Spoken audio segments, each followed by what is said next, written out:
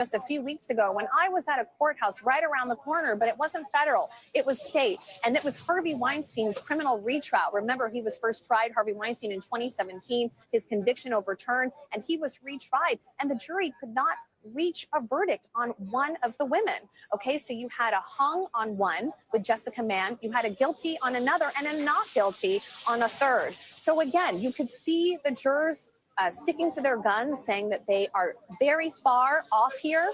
And it sounds like it is more than one juror, but it looks like potentially today they may stop deliberating and come back tomorrow. But again, this is breaking, very significant news that they quite quickly came to a verdict on counts 2 through 5. But on that racketeering conspiracy charge, it is the most complicated. I do want to also tell you that some of Combs' family have arrived. His daughters have just arrived.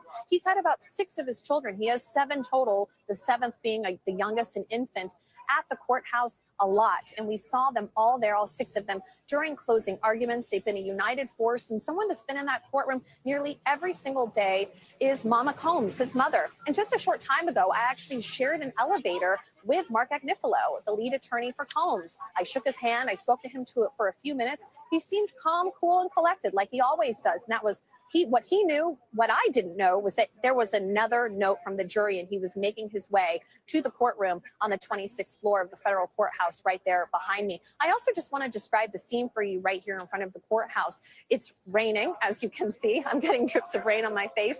But there are a lot of people now gathered outside. I like to call them citizen journalists. They are people that are streaming all of this coverage day in, day out for the last 2 months on TikTok, on social media. A lot of influencers here. Some people are wearing free puff T-shirts. We know that one of his children actually wore a shirt saying free puff the other day when he went into the courtroom, and he's not supposed to do that, and he had to change. But again, the feeling down here, palpable. People are fascinated by this trial. And obviously, this has been over a year and a half since Cassie first filed that civil suit.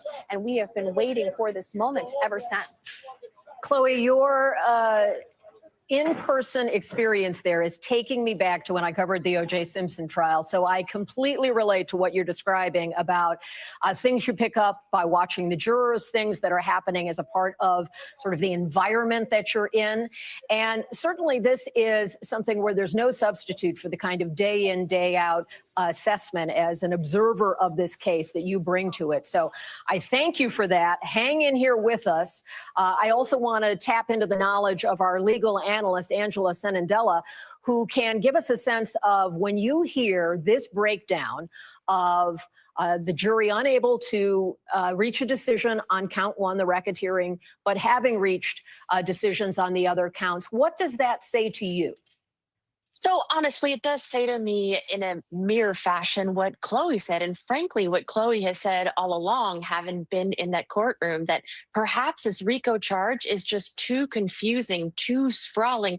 There are too many pieces that have to be put together in order for the jury to get there. Now, look, as a lawyer, when I look at the definitions of what is required to get a conviction in RICO, I believe the prosecution got there, but they don't have to sway me, right? They have to sway 12 people on that jury to think that he used the benefits, the fruits of his businesses in order to create crimes. And if you look at the enterprise of just his assistants and the people who work for him, who have repeatedly testified to having, for example, used Combs's money to pay off bribes or to keep information from coming out, to me, that does count as conspiracy. That counts as racketeering. But it is very confusing. They brought in all of these state crimes in an attempt to wrap it up and roll it up in this racketeering charge, and that is very confusing. Now, in terms of them coming to an agreement pretty quickly on 2, 3, 4, and 5, the sex trafficking and the interstate prostitution, I am going to guess that they are coming down with a guilty verdict on those. And the reason for me is because of that video that the prosecution played over and over again so repeatedly, while also clarifying to the jury that The only requirement in a case of sex trafficking to try to prove this charge is that force, fraud, or coercion was used in order to further a commercial sex act. And if you see that video and you believe Cassie's testimony that she was trying to leave a freak off when that violence happened, and you see it and you see him physically pulling him back in, I mean, how can you not think that's force, fraud, or coercion? I mean, that said, Well, also, that's your jurors analysis. That's your analysis. We don't want to get ahead of the jury because it is ultimate. They are the finders of fact in this.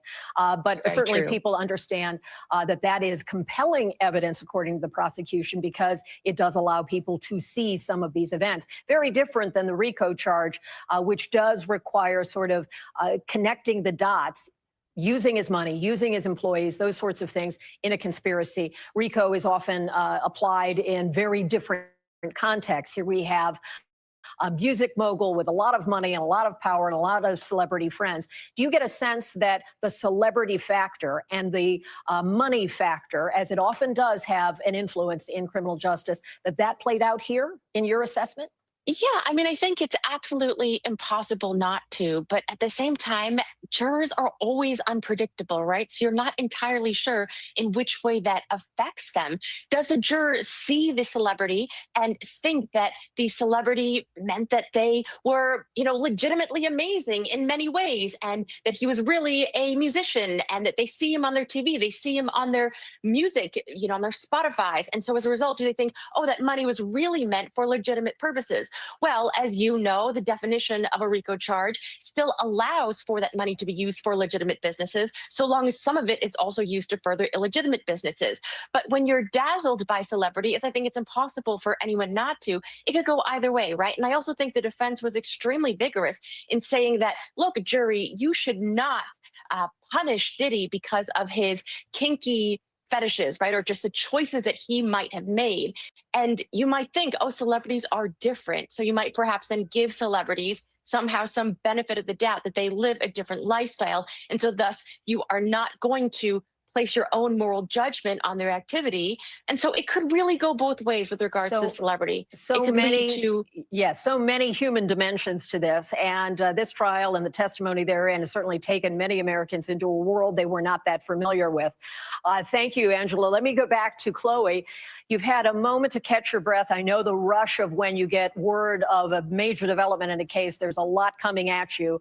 And I know you've been able to be in touch with people who are in the courtroom and so forth. So before we hand off to the next hour, because this news will continue, I just want to check back in with you to see where are you at this moment in terms of what we should expect or any updates.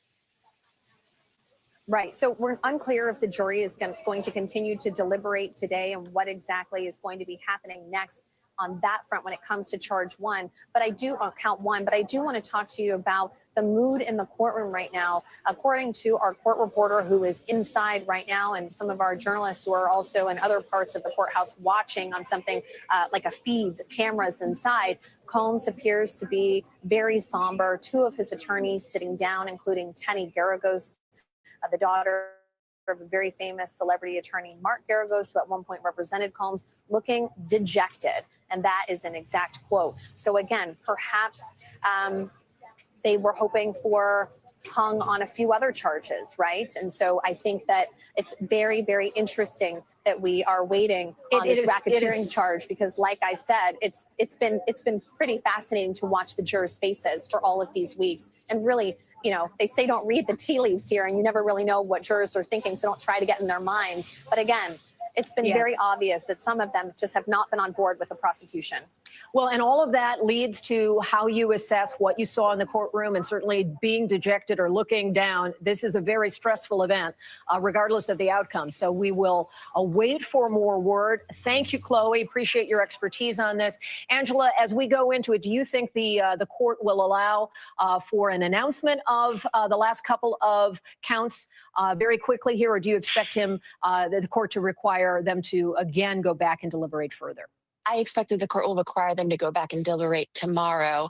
And hopefully tomorrow they will come to a decision so that then the prosecution does not have to decide whether or not they want to rebring those charges or drop them. Well, we will be following all of this. And thank you for your knowledge and insight on this. And we will be back tomorrow with more Meet the Press Now. But the news, and there's a lot of it, continues with Hallie Jackson coming right.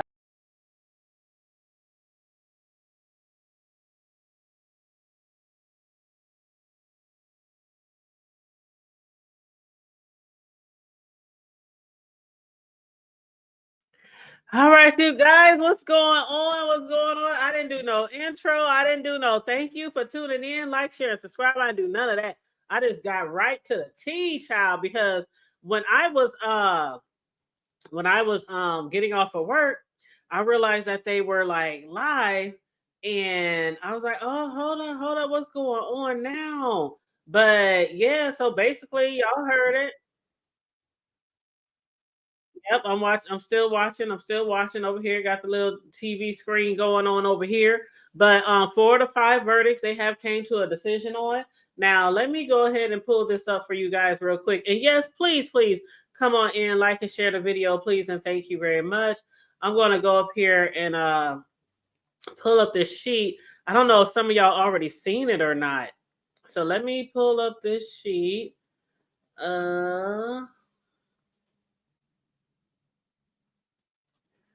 Let's see, page 1, 2, 3. Oh, Lord, here we go. Okay.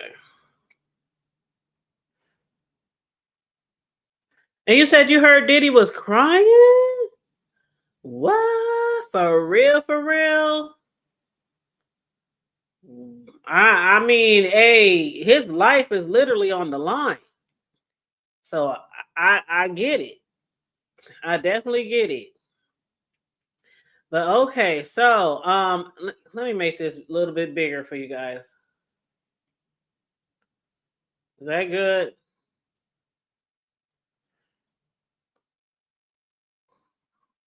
Okay, is that good? All right, so as y'all can see here from the charge sheets, count 1. Let me know if you can't see it. But yes, please make sure you guys are liking and sharing the video. Please and thank you very much. Shout out to the chat. Shout out to y'all who has been following this drama with me, this real life drama with me. Shout out to you guys, all the replay gang. I appreciate you guys as well. So this is the newest verdict sheet. Different than the other one because they broke it down in different areas. Like at first they had just count 1, guilty, not guilty, count 2, guilty, not guilty, count 3, guilty, not guilty. It was just guilty, not guilty. Now again, count 1, racketeering conspiracy. That's the one that they cannot get together with. They cannot decide on altogether, guilty or not guilty. They are stumped on this one. It like they said, it's a lot of y'all. It's a lot of different pieces, different angles with this conspiracy, and they want to make sure they get it right, obviously, because this is the one. For those of y'all who don't know, out of all these crimes, the one that could make him go to prison for life, that is this one. Racketeering conspiracy.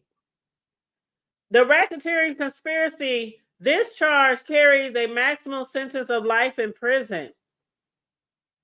The other ones, sex trafficking, which he faces 2 counts of, each carry a maximum sentence of life in prison and mandatory minimum of 15 years.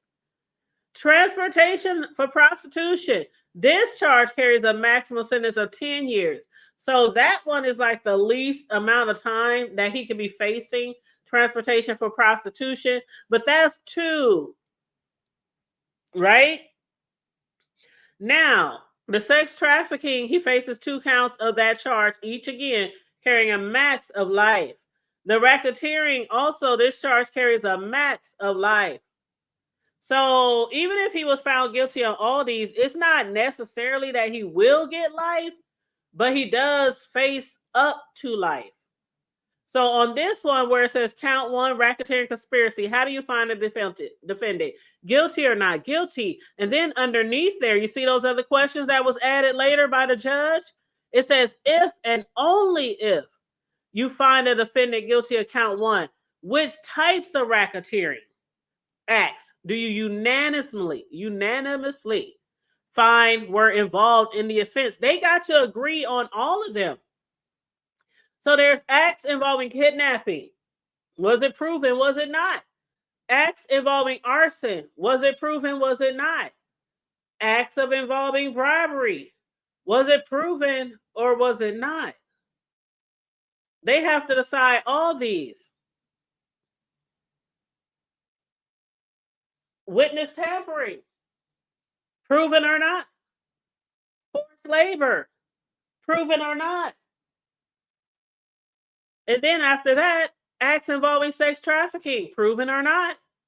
Acts involving transportation for purposes of prostitution. Proven or not? Acts involving drug distribution. Proven or not? And I wish I was a fly on the wall, y'all, because I would love to know which one of those they can't decide on, because they have to decide the same on each one. Drugs, prostitution, sex trafficking, forced labor, witness tampering, bribery, arson, kidnapping. And you know that witness tampering, where that comes into play, that's along with the bribery as well, right? Basically, they paid to get a tape of a crime, paid $100,000 to get a copy of that tape.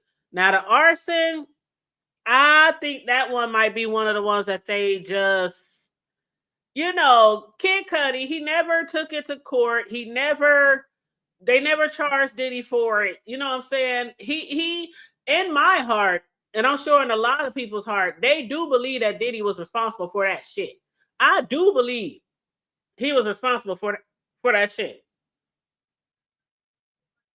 I truly believe he was responsible. I mean, they even had his voice. They had his voice, a voice note of him saying, "I'll blow up your car, nigga."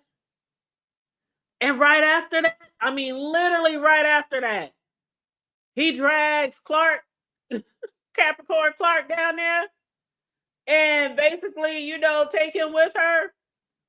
I mean, take her with him, and the car is on fire. It's blown up. His house broke into, his dog tampered with, dog locked up, dog scared, traumatized for life now, because we don't even know what all happened to the dog. But Kid Cudi said his dog is traumatized. His dog is still traumatized. That's what he said in court. So I don't even want to imagine. What might have happened to the dog. I really don't. But anyway, besides all that, also, this one right here says, if and only if you find a defendant guilty of count one, did the pattern of racketeering activity include sex trafficking of Cassie? Yes or no? And if and only if you decide the defendant is guilty of count one, did the pattern of racketeering activity include sex trafficking of Jane? So see, there's so much. It's like 1, 2, 3, 4, 5, 6, 7, 8, 9, 10, 11. It's 11 things that they have to agree on for just that one.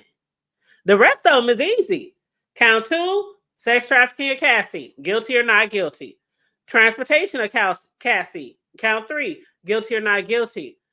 Count 4, sex trafficking of Jane, guilty or not guilty. Count 5, how do you find a defendant? Not guilty or guilty. So out of all those, as you can see, people were saying the jury is going to have a hard time with that racketeering conspiracy, which is also why they kept coming back to the judge. They kept sending notes. They kept having the foreman bring more and more notes, to the judge, because they're like, I just take it as they don't want to mess up. This is a really, really hard case. This is a guy who is a large music mogul, executive producer, star, rapper, very rich. He partakes in behavior that a lot of people have never even thought to partake in. I mean, we can just mention baby oil and you got me right there. I ain't never ain't never slathered up in baby oil, but all the other shit that they were doing too. I mean, the urinating and all that kind of shit. And then if you don't want to have sex, if you too tired of the sex, you get your ass beat, you get dragged back to the bed. It is all kind of shit like that. Like a lot of things that he has done, people are looking at him sideways like every day now. Like, what the fuck? Who else? Who else? And that's my question. That's a question for a lot of people. Who else has he done this to?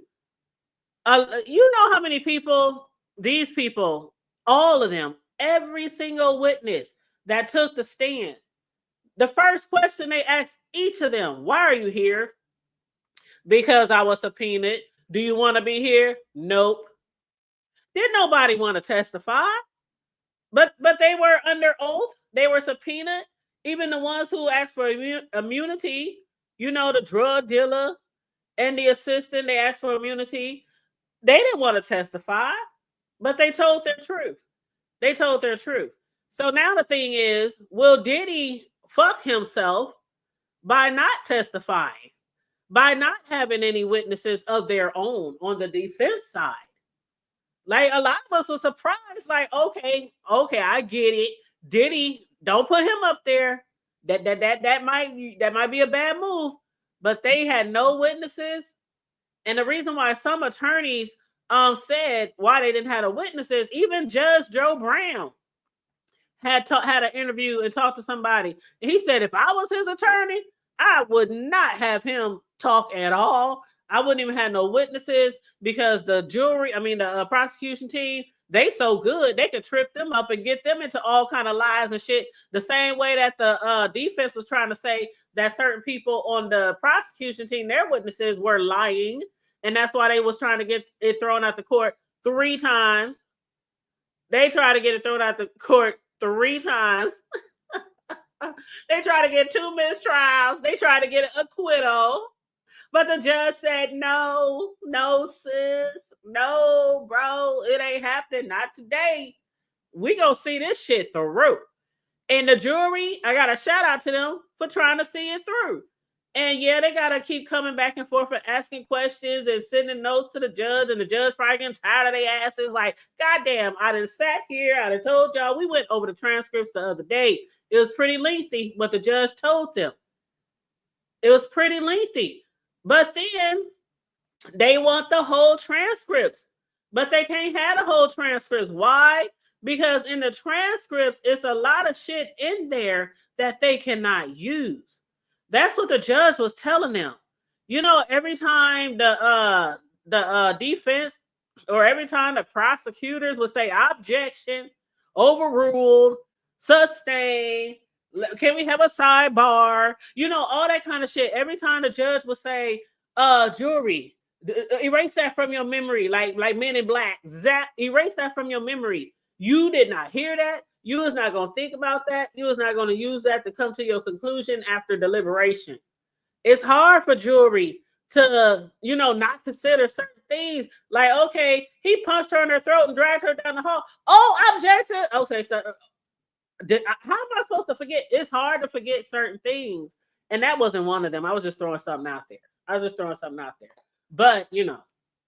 But it's hard. So if they got all the transcripts in front of them and they trying to deliberate on the facts only, they can't deliberate on the facts only if they have the entire transcripts.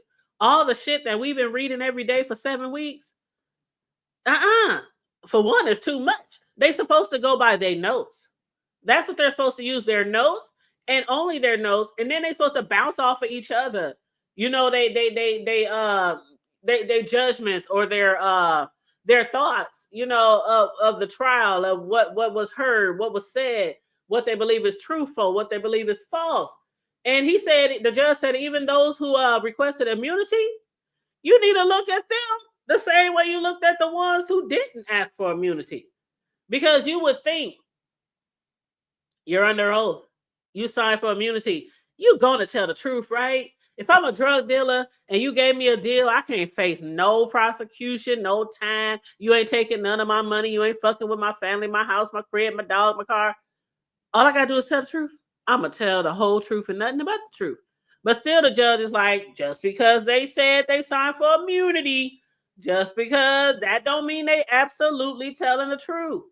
So the judge was really giving them some very good advice the other day, and still yet, they still, got all these questions about the notes.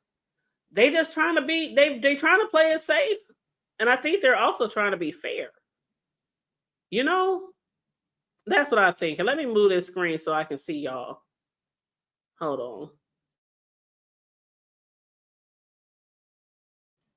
Hey, what up, chat? Hey, who done all came up in here? What up, Detach Myself? So bomb. What's up, Sugar Mama? How you doing? Welcome to the chat. Make sure you guys are liking and sharing, please, and thank you very much. Man, I'm telling y'all, I jumped right in this shit. Jumped in like Flynn. Get in where I fit in. As soon as I saw all them lives, all them TV reporters, I was like, oh shit, they get close. I just came in and didn't even say shit to y'all and just start playing live footage. But what up, Riggs? How you doing, boo? Welcome to the chat. Y'all need to check out me and Riggs' show every Sunday. We're gonna be on his channel this Sunday. From the block to the hood table. Don't have me bust out singing that song that Charlie made for us. Oh, I love that song. It is so cute. But anyway, for y'all who didn't watch our show or didn't have a chance to watch our show the other day, we were live the other day. We also had Charlie on there as a guest, our girl Charlie. We had a really good show, y'all. So y'all make sure y'all check it out. And then again, this Sunday, we're going to be on Riggs' channel. So y'all can go over there and check him out as well. Please and thank you. But I'm going to have to give Riggs a moderator stick so he can start dropping his own links. Okay. Because I'll be trying to get my little commentary, trying to find everybody's pages and dropping links and shit. But if that's cool with you, Riggs, let me know. But yes. So y'all gotta check that out. But damn, what Sugar Mama say? Did you know that there's a swingers association? Yes! Oh, Sugar Mama. You know what? Boy, I swear to God. I swear sometimes we be like, you know how we be like, people like pointing their fingers at each other's eyes, like we right here. I swear to God, I literally just saw that this morning, or maybe it was last night, and they came out and said, don't this motherfucker fool y'all like that.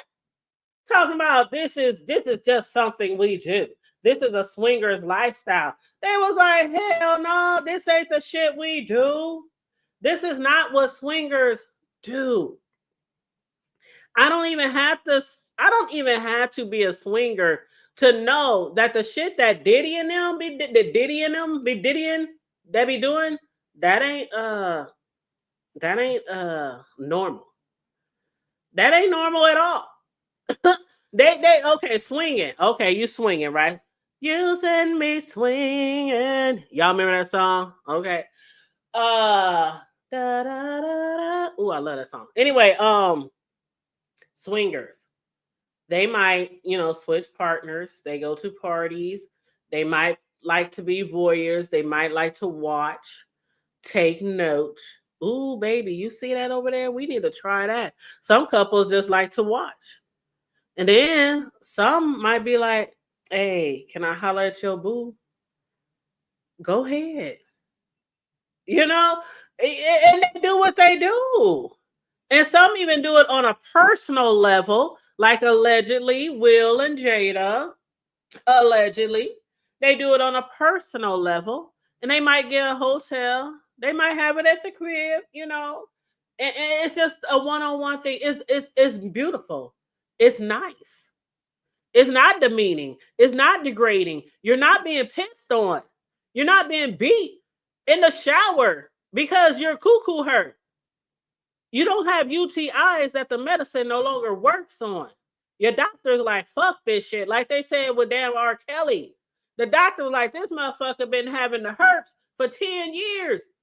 It ain't going nowhere. Yeah, he out there fucking all these people and not telling them that he got herpes.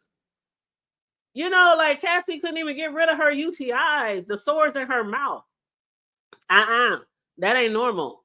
That ain't normal. So I'm glad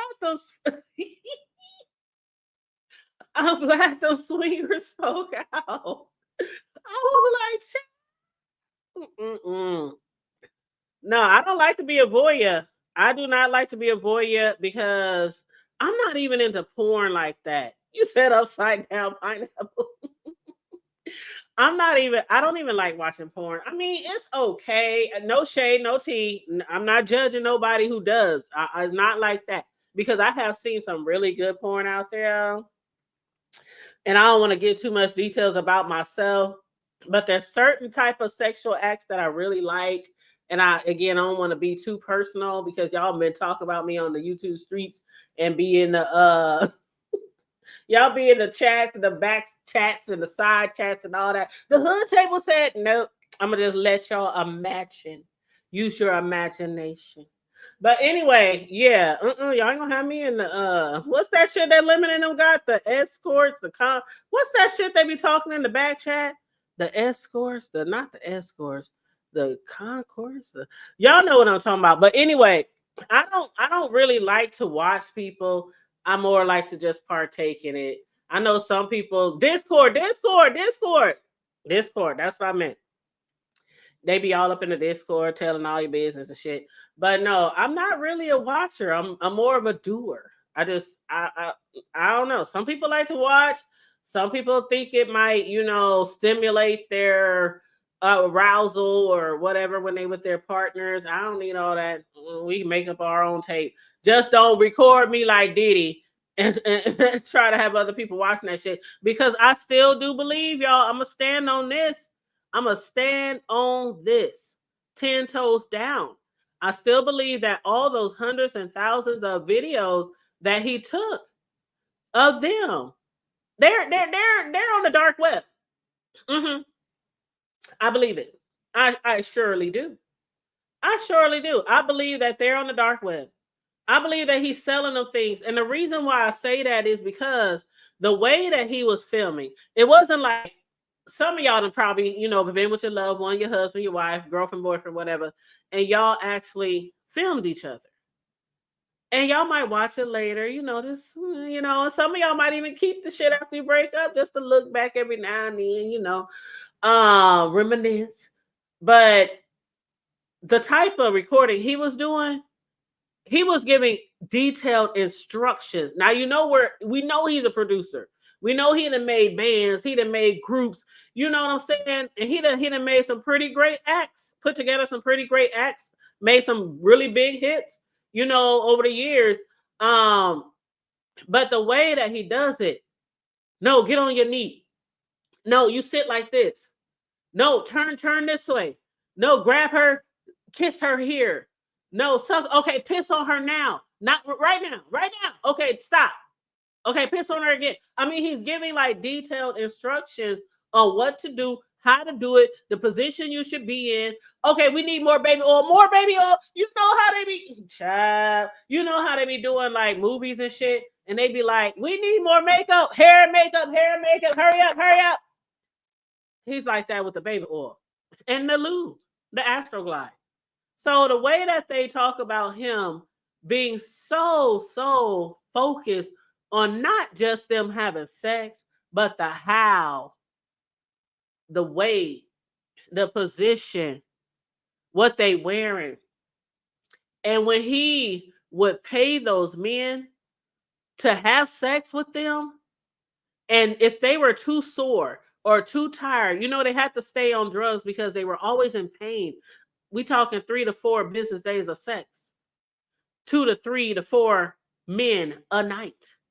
No breaks, no rest. And that was one of the reasons Cassie got addicted to drugs, because she took it for the pain. After a while, she was like, fuck this shit. I got with this nigga. He told me he likes to swing. Okay, I'll try it out. She liked it, just like Jane did. In the beginning, they liked it. But then they both said it became like a fucking job. Like they were forced to do it. And every time they tried to quit, that's when he go upside the head. Every time they try to quit. And they had actually asked for the transcripts and pictures from the scene of the Intercontinental Hotel. The jury, when they were sending some notes back to the judge, one of the pictures they wanted to see was this one. Cassie, she's showing, somebody took pictures of her. They showing her bruises on her back. bruises on her head, on her eye. And every time he would fuck her up, you know how some kids get abused when they're younger and their parents tell them, you stay at home. They can't send their kids to school fucked up. Sometimes you got to change clothes in gym class. People see your bruises, on your back, on your legs, your arms. Kids going to school with long sleeve shirts on. It's 125 outside. He would force her to stay in hotels. Force her to stay in hotels or stay at home so that people wouldn't see her until the bruises went away. This particular one right here, that was when he bashed her head into the bedpost. He bashed her head into the bedpost. And when he saw what he did, he's like, "Oh, I just called my doctor friend. I called my surgeon friend." Nobody ever went to the hospital. Nobody ever went to the hospital. And if they did, it was probably some secret, what was I watching? What's that show that I watched? SWAT. I watched SWAT. And in one of the SWAT scenes, one of the episodes, these celebrities, they actually have like a place where celebrities go, like a hospital where celebrities go, and it's real private. To where there's not normal people entering, there's not normal people coming and going. And so he was like, I just hit up my surgeon. Who has a personal surgeon? But yeah, and he was like, "Oh, you just need some stitches." That ain't no stitches, motherfucker. She got a fucking hole in her fucking head. She got a hole in her head. So a lot of these things, the jewelry, they looking at again. They was like, we want to know, we want the transcripts from when they was getting the money. When they was getting to the money at the hotel, when they was bribing the security guards. That is bad looking, ain't it? It looked like somebody took a fucking knife and just cut a chunk out of her head. And it was like 3-4 witnesses there. One of them was the one who the stylist. One of them was the stylist, the gay guy who testified. He's the stylist, and he also helped Diddy on some of the music. But he was one of the people who was there when it happened. And it was like 2 other people there. I think Maya was there. Yeah, that looks bad. That looks really bad. Rick said, "What you say? Shout out to the 70s porn with the storyline, child. That's when the porn was good." And maybe that's why I don't like watching porn, because it seems really like it don't be like realistic at all. It don't be realistic at all. It's like a Tyler Perry porn play. Like, you know how some Tyler Perry, their actors, the scripts is just horrible. And I still be doing TV show reviews on them shits. But you know what I'm saying? It's like, oh my God, find a stripper, let them take some damn fucking acting classes, or find an actor who likes to be in porn, likes to strip, like to, have sex, whatever. But he said, I learned that swingers wear pineapples from the B set. You know what? Oh, Riggs said he cool with that. All right, Riggs. You know what? Pineapples. I got that from Kevin Hart. Remember, Kevin Hart started that shit a long time ago. Remember? Pineapples. That's the code word.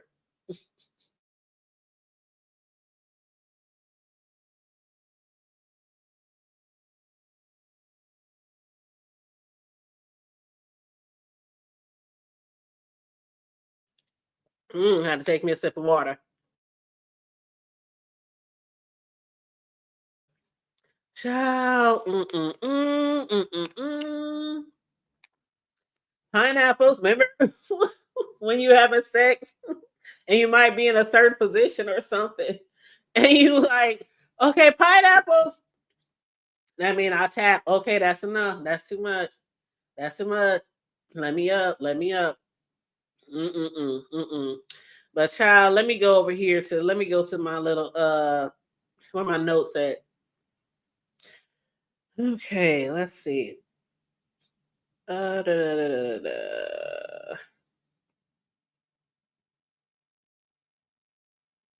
Okay, so I'm just going to read this because I'm glad that you mentioned it because again I had already saw that.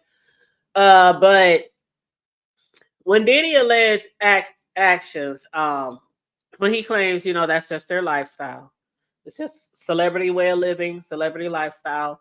The swinging.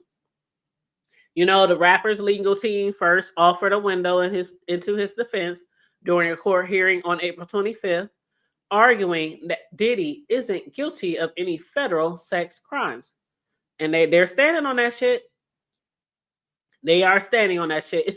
And maybe Diddy really believes that he's not guilty of any federal sex crimes. I mean, even Cassie, when she found out that shit was prostitution and trafficking, she was like, I didn't know that. And little old me, who don't know enough about law to be like an expert or anything, I'm like, how the fuck you didn't know that was trafficking? You crossing state lines, y'all even going I across the border, across the ocean, and you didn't know that child anyway.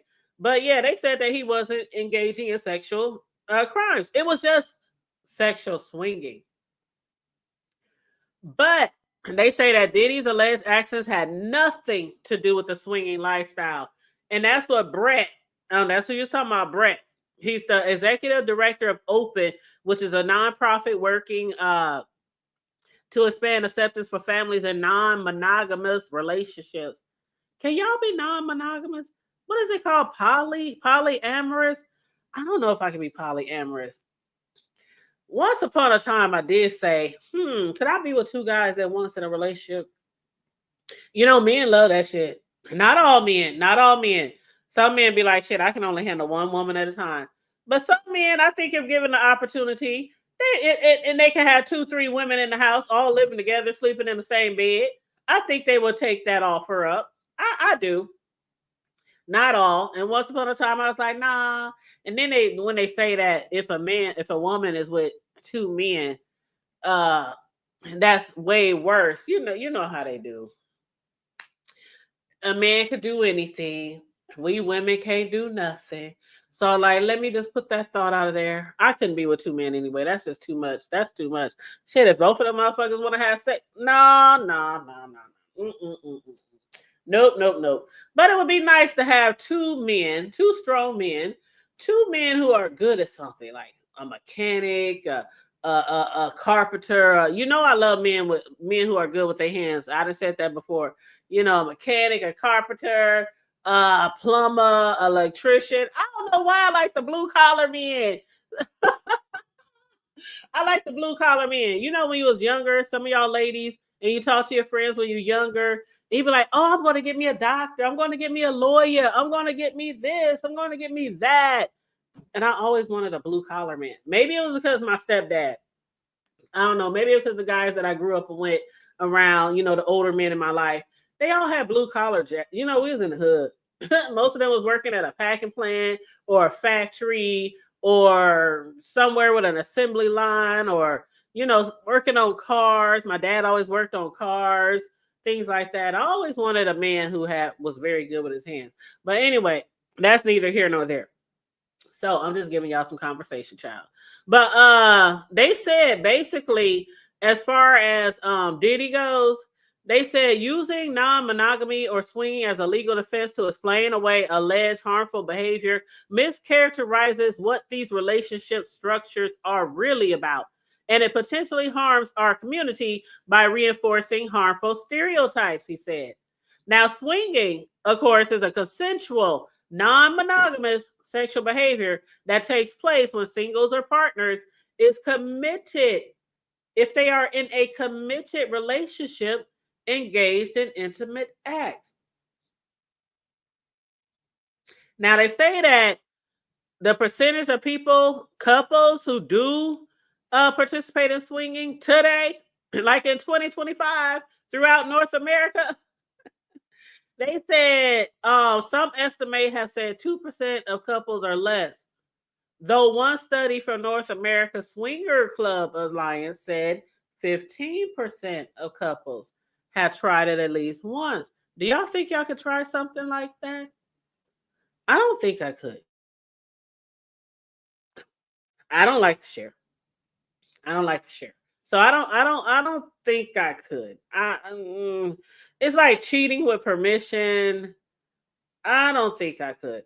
Yeah, I don't think I could. But anyway, they said at the center of this lifestyle is informed, revocable consent. That is basically what they're talking about, with the swinging.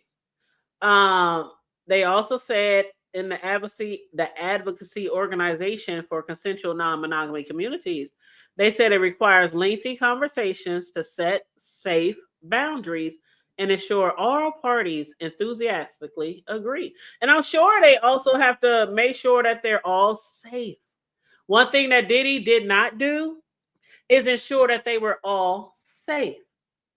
Oh, if they even thought about picking up a condom, he let Jane use a condom one time, a 3-year period, 3-year relationship, and he let her use a condom one time. Cassie, she couldn't use condoms at all. she couldn't use condoms at all. But yeah. So the non-monogamous advocacy organization like Open educate communities on what consent should look like, freely given without pressure, without coercion, revocable at any time. That's one thing that the prosecution was trying to come across to the jury. You can give your consent and then you could take it back. You know how they say no means no? Remember when that hashtag no means no? It wasn't a hashtag back in the day, but y'all know what I'm talking about. No means no. That means if I'm laying there with a man and we're getting it on and we're, touchy feely, kissy kissy, all that, we could be like almost there. Them panties could be on the floor, bra hanging on the ceiling fan. But if I change my mind and say, no, bro, I don't want to have sex anymore, leave. Or if I'm at his crib, I'm leaving. Or if he in my crib, leave. Or if I don't want either one of us to leave, no, I'm not ready yet. I don't think I'm ready yet. Can we just wait? And you continue on. Y'all know what that is. I consented, and then I took it back. That's one thing Cassie and Jane couldn't do.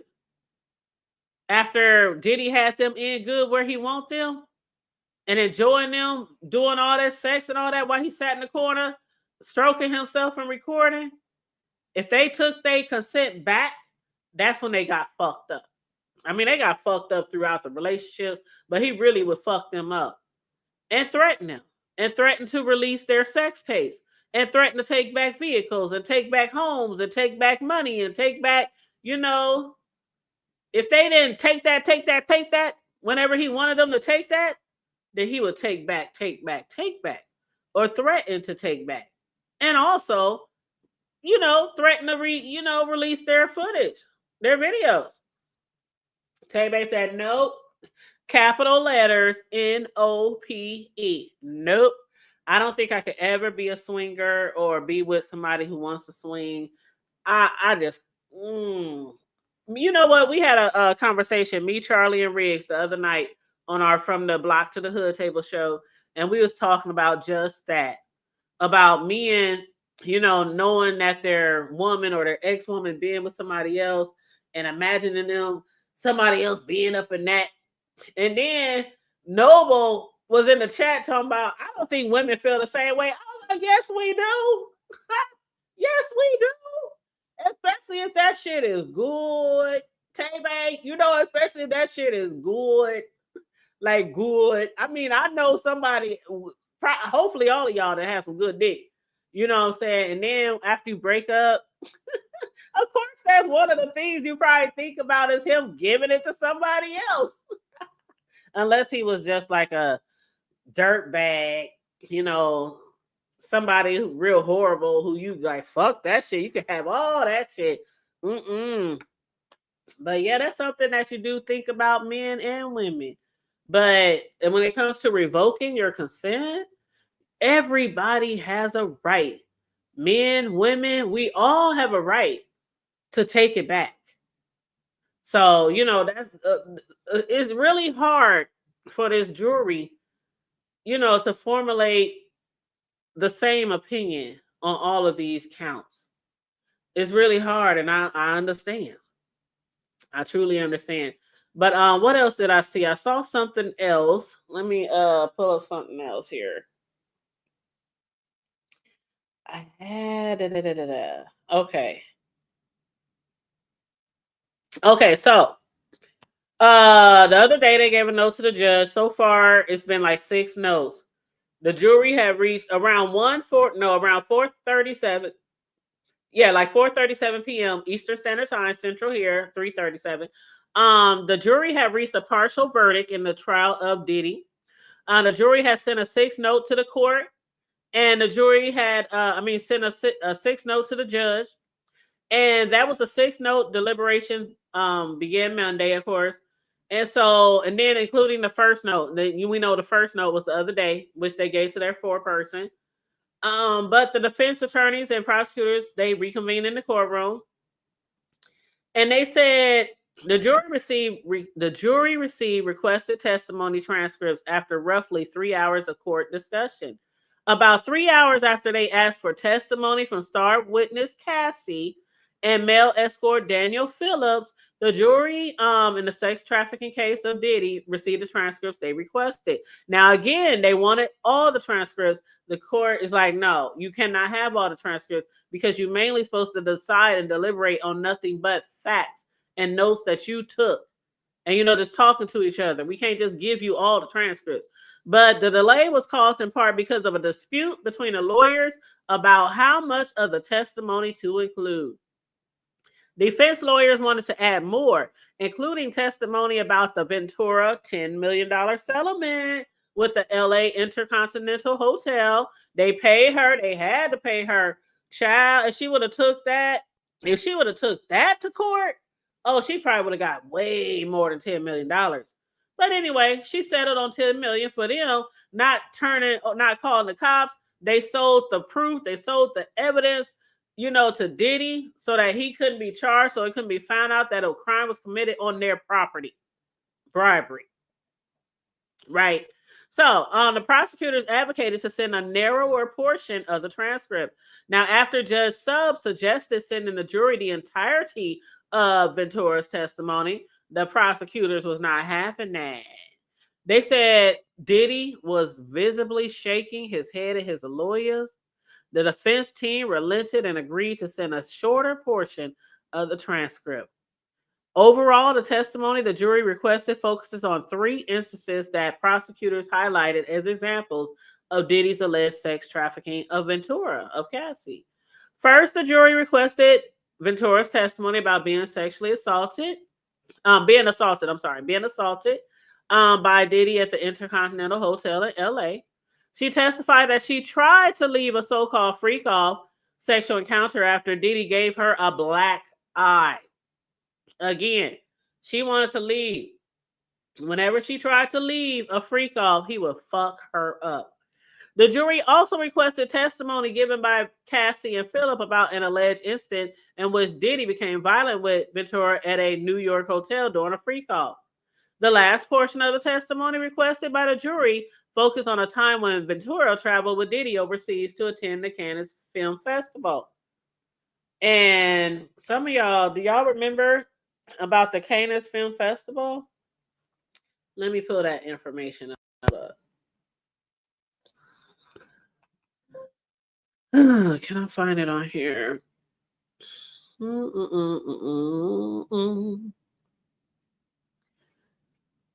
Oh, I thought I had it pulled up. Maybe I don't.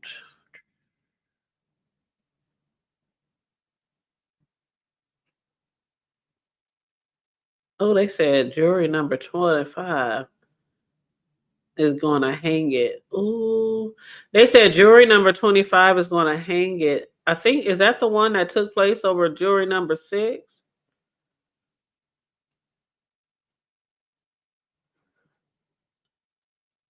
They think that jury number 25 is going to cause a hung jury. But they only got a... Damn. I can't find it right now, you guys. I'm scrolling, scrolling, scrolling. Okay, here it is. I found it. Okay. I found it. I found it. All right. So Maya, Diddy's former assistant, she had testified about the 2012 Cannes Film Festival, and she specifically said that at a premiere, Diddy allegedly dug his nails into Cassie Ventura's arms. So evidence of abusive physical behavior. That incident was cited to show a pattern of control and violence in their relationship when presented to the jury. Mm. Mm-mm-mm. But yeah, so back to my where was I reading from? Okay. So as far as the festival in France, then they around 12:23 p.m. The parties continue to discuss transcripts to be provided to the jury. The parties are still debating which portions of the requested testimony, transcripts from Cassie and male escort Daniel, will be provided to the jury. And then what else happened today? Somebody said Diddy was crying. Now I haven't seen that, but again, I wouldn't be surprised. I would not be surprised. But yeah, there was something else that I was going to tell you guys. Let me pull this up. Y'all, I be having so many notes. I gotta scroll up and shit. Okay, up here. Okay. So just some notes on Diddy in court. Somebody said Diddy appeared to be in good spirits today. Obviously, that was probably before he was crying. That y'all, whoever told me that in the chat said he was crying, or they heard he was crying. But they said I think this probably was before that. But they said he appeared in good spirits, waving to his sons. His mother, his mother, his kids, his daughters, his sons, they all been attending court. Here's another pic of his son, and his mother. She still got on that same blonde wig that she had on yesterday. Nice wig, Mama Diddy. Okay, Mama Combs, Mama Love. But anyway, yeah. So his children has been supporting him. I guess I would support my parents too if they were in this situation. Regardless, I don't know. I know some people who have parents who done like heinous crimes. Uh, they can't support their parents. So I guess it is good to see his children. They still support him, his mother, supporting him, especially since allegedly they say that the reason why he even got started with these freak offs or this voyeurism and drugs and all that kind of shit, allegedly she got that shit started or, inbreeding him when he was younger. Allegedly, she was throwing, sex parties a lot. And they were drug fueled sex parties, allegedly. Again, allegedly. But I heard that was on that documentary on Netflix, the one that Diddy tried to sue. So yeah, that part is true. Diddy tried to sue, but allegedly, I don't know if that's really happened. His mother, but I mean, if it is true, put it this way, I can believe it happened. I can definitely believe it happened. But anyway, they said he was looking in good spirits. He had his glasses on. He was reviewing documents with his attorneys as they were examining transcripts. They say his family energy seemed upbeat, especially after the second jury note dropped. So, that's just a little bit about, what was in the courtroom. Now, let me show you this other picture. Here we go, right here. So now this other picture right here, this is Gina. The one that they mentioned throughout the trial, the one that allegedly Diddy was, well, he was with her. He was with her. She was one of the very, very young women that he was with. And Cassie did not like her.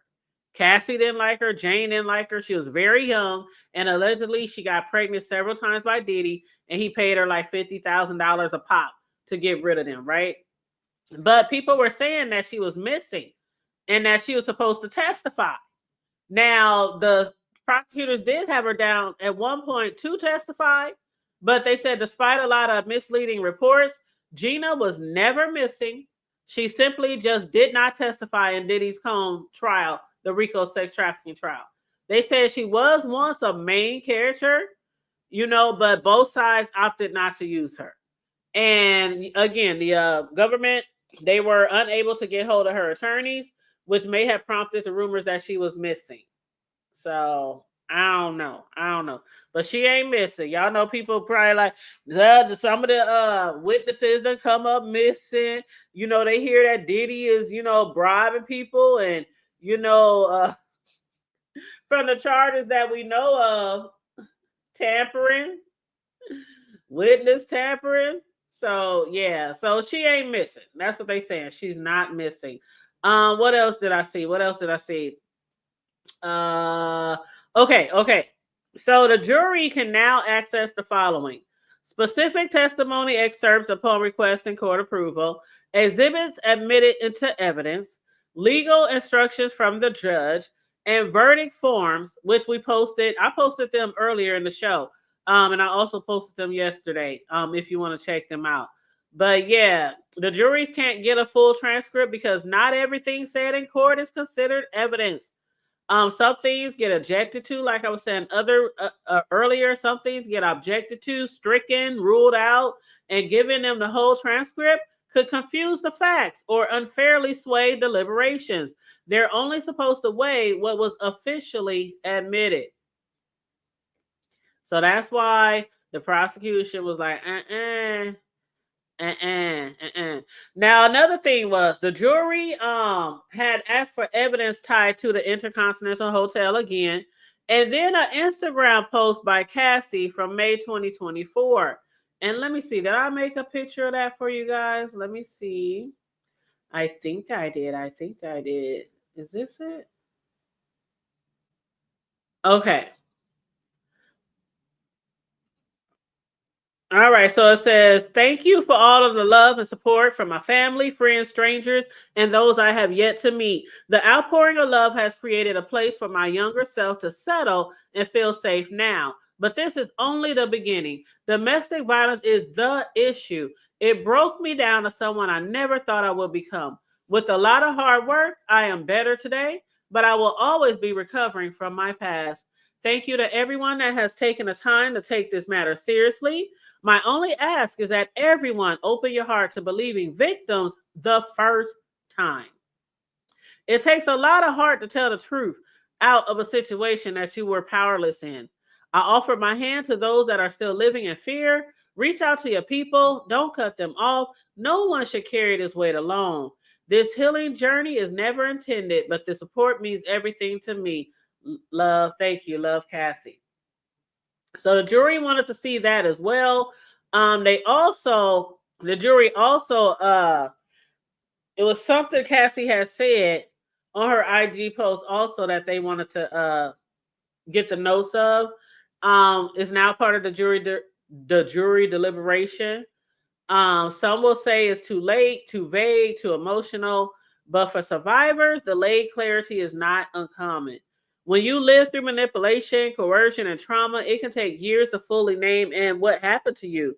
Sometimes it takes seeing it on the outside. Like Cassie, she never saw that film of her. She never saw that film. She didn't see that film till like everybody saw it. She thought that film was, Diddy had it. Maybe he burned it, put it up, got it in his safe. She didn't see that. So, when people say sometimes it takes seeing it from the outside, like on a video or pictures, for the truth to fully land, it doesn't make it less real. It makes it human. So, yeah, but yeah, they wanted her injury photos from March 5th at the Intercontinental Freak Off. You out of here, son? All right. Love you. Bye. But yeah, they wanted the Cassie's injury photos. March 5th message of the freak off. That was the one that I just showed y'all. The judge seemed inclined to allow them, saying they're in the same category as the messages the jury already had asked for. But, again, like I said earlier, they're now allowed to ask for photos, ask for transcripts, ask the judge whatever questions they need to ask. But yeah. So let me go all the way back up though.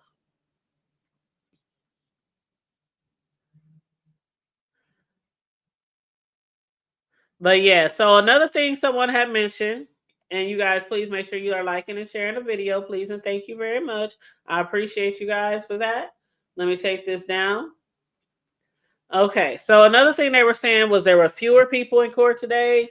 Diddy was dressed in a white sweater. His mother, which I just showed a picture of, was also in court, silently watching proceedings as usual. They did give the judge 6 notes today. The judge did tell the jury that he's adopting the government's response to the jury's question about drug distribution. In response to the jury's question, he said he'll be sending the following note. The court refers the jury to page 37, lines 1 through 3 of its jury charge. The word distribution means actual, constructive, or attempted transfer. To distribute simply means to deliver, to pass over, or to hand over something to another person, or to cause it to be delivered, passed on, or handled, or handed over to another. Distribution does not require a sale. And that's why a lot of people, especially like, have you ever talked to somebody who ain't really following the trial? Those of you who are following the trial, I ain't trying to throw no shade, no tea. But I run into people who haven't been following the trial at all. And they be like, oh, he didn't do nothing wrong. He just like to have sex. And he like to take drugs. Like people who are not following the trial, not, reading the transcripts, listening to the transcripts, they're like, oh, he wasn't distributing. He ain't no drug dealer. But the judge gave this to them before they even went into deliberation. Deliberation does not require a sale. They think Diddy has to sell the drugs in order to be drug distribution, and it's not. And just the facts I told us in the chat yesterday, which I already knew, but he stated in the chat that you can just hand it to somebody. You just give it to somebody. But what he was doing was paying drug dealers to bring the drugs so that he could use them along with, his girlfriends and, keep them drugged up. And shit, they all were illegal. Shit. They all were illegal. But Diddy's attorney said, can we play something on the record regarding the sole possession? The judge said this definition of distribution could mislead the jury. Driscoll, the attorney said, and the judge said, hold on. Both parties previously agreed to this definition without objection. So what's the issue now? That's what the judge said. So Diddy's attorney said, just a moment. And then the prosecutor, Attorney Comey, said, they're trying to mislead the jury, Judge. The judge said this is the clearest, most accurate response, and it aligns with what was already given to the jury. They trying to, y'all. Diddy's people, his people are trying it. The judge is like, come on now, what is the issue? Y'all agreed on this definition of drug distribution. Now, they're basically trying to mislead the jury. So Diddy's attorney said, then may we mark our defense proposal as a court exhibit? The judge says yes.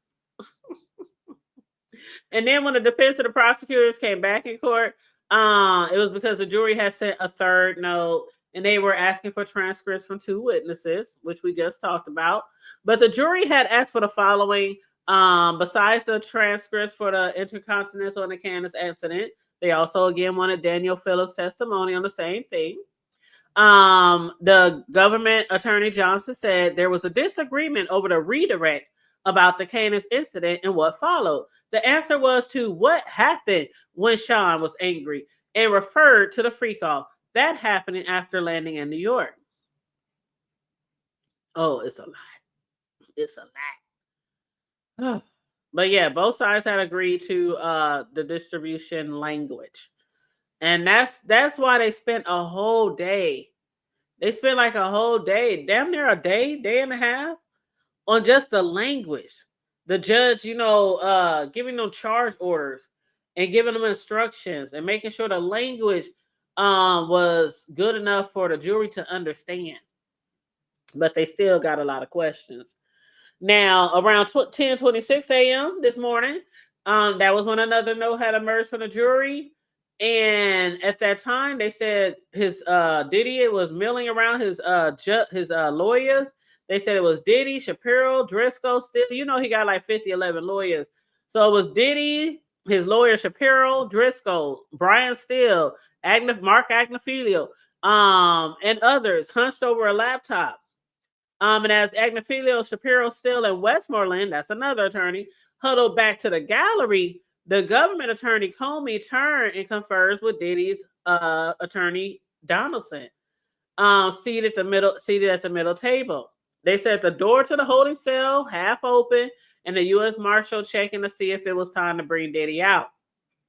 So around 10:46 a.m., they brought Diddy out, and his lead attorney, Mark Agnifilio, was talking to him, and his other attorneys, Shapiro and Westmoreland, were working together on something on Shapiro's laptop.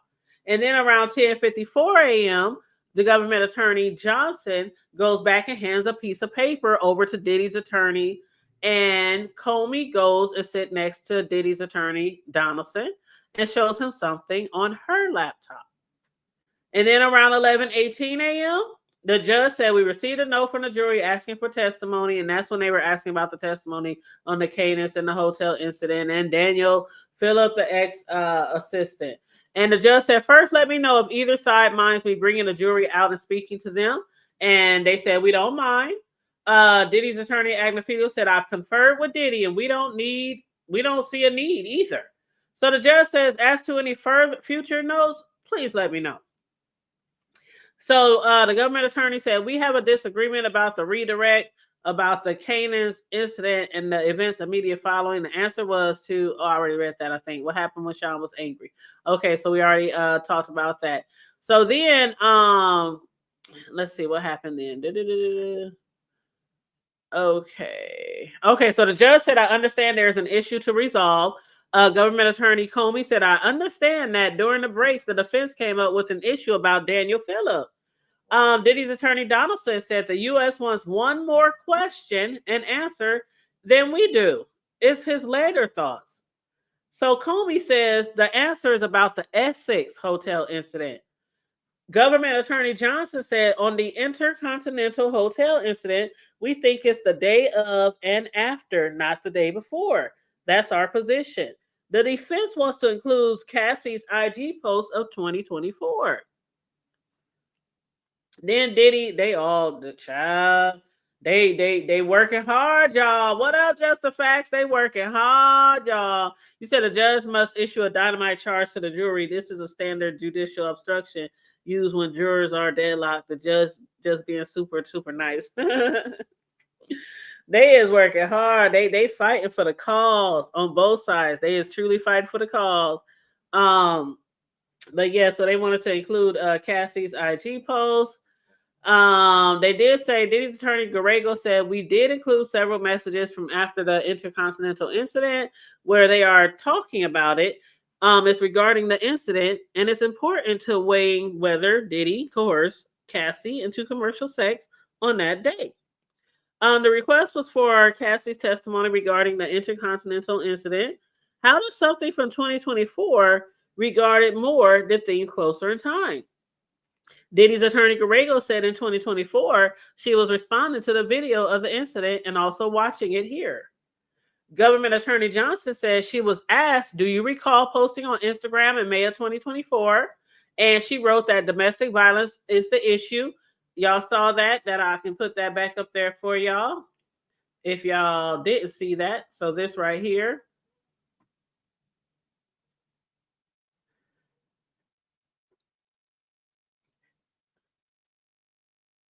You see at the top where it says violence is the issue right there. Domestic violence is the issue. So yeah, basically, they said, do you recall posting on Instagram in May of 2024? She wrote the domestic violence is the issue, but that's not what the jury is asking for. We like more in about the Canis incident. And the Canis incident was where Diddy had got upset with her and he was digging his nails into her arm, like really digging his nails into her arm. So that was when that incident happened in Canis. But Diddy's attorney Garego said, we think we should start with the first government exhibit about the Intercontinental freak-off. Diddy's attorney Johnson said if we could get the laptop back, we could load a searchable PDF. The judge said, I agree. Some earlier and later messages should be given. What's left? The government attorney Johnson said we'd like to include the photos she took of her injuries. And I showed y'all the photos already. And the message from March 5th. And that's when the judge says, don't those fall into the same categories? What would be the objection? Diddy's attorney Grego says, I have to maintain my objection to the photos. And I showed you those photos.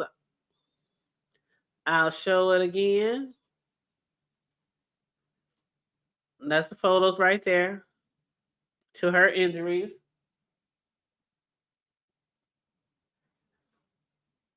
That eye is, ooh, that's one scar that it's going to be there forever. It's going to be there forever. He really messed her head up.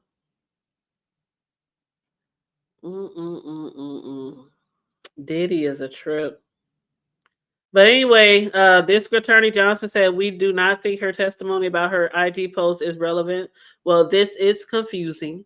The judge said, I think it can be included. Both sides have reviewed. We'll proceed on this basis.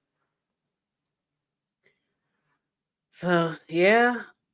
So again, the juries can now assess the following: specific testimony excerpts upon request and court approval, exhibits admitted into evidence, legal instructions from the judge, and verdict forms. I posted earlier. I posted the verdict forms earlier, but right now, last I checked, the jury was still out. Let me check again. Trial watch, verdict watch, day 2, y'all. Day 2. And again, make sure you guys are liking and sharing the video on your way in, please, and thank you if you haven't done it already. Let's see. Diddy verdict. Did the jury leave for the day? Maybe they left for the day already. While I'm up here doing this commentary.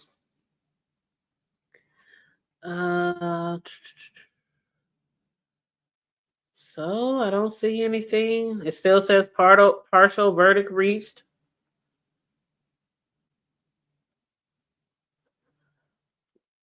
Yep, so still partial verdict reached. They reached a verdict on everything except for one. So I'm assuming in New York, right now it's about 6:07 p.m. I'm assuming the jury might have went home. Let me see if I can pull up something real quick. 1 second. Let's see what we got here. See if I can find some more live footage.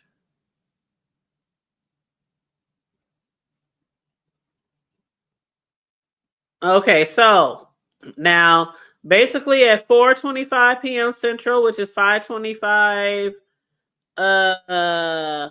Eastern. So yeah, 5:25 p.m. Eastern out there in New York.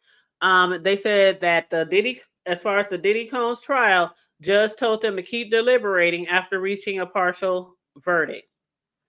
So keep on keeping on. Let me pull this up real quick.